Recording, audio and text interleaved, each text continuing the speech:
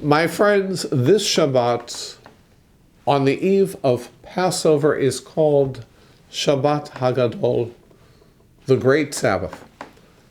According to Jewish tradition, the 10th of the Hebrew month of Nisan in the year of the Exodus was a Saturday. Indeed, it was a great day, as the Israelites sacrificed a lamb without being tormented by the Egyptians who worshiped the lamb as their god. Another reason for the name Shabbat Hagadol is that our Haftorah, taken from the prophecy of the book of Malachi, speaks of the great day of God when the Messiah will appear. Finally, a third explanation for the name Shabbat Hagadol is that people would return from synagogue later than usual because of the great drasha, the unusually long sermon that was customary for that day.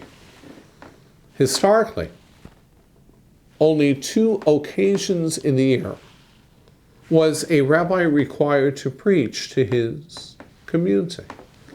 Shabbat Hagadol, the Sabbath before Passover, and Shabbat Shuvah, the Sabbath before Yom Kippur. The rabbi instructed the congregation as to the halachic legal regulations of the 2 upcoming holidays. Outside of these occasions, the rabbi was not expected to deliver public addresses. Shabbat Hagadol, the unusually long sermon. My friends, how long should a sermon be? In a recent Pew Research Center study, the median length of a sermon is 37 minutes.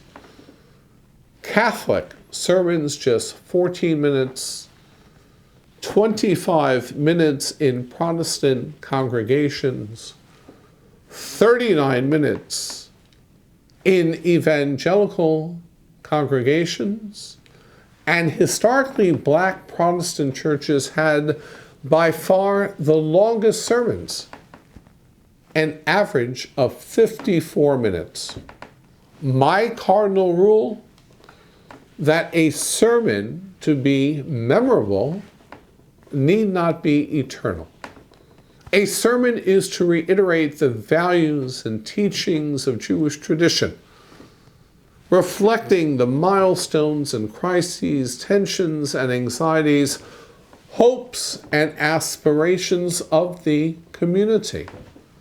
Through the sermon, the rabbi is able to relate the relevancy of the weekly Shabbat or festival to Jewish wisdom and tradition, drawing from the Torah and Jewish classical texts.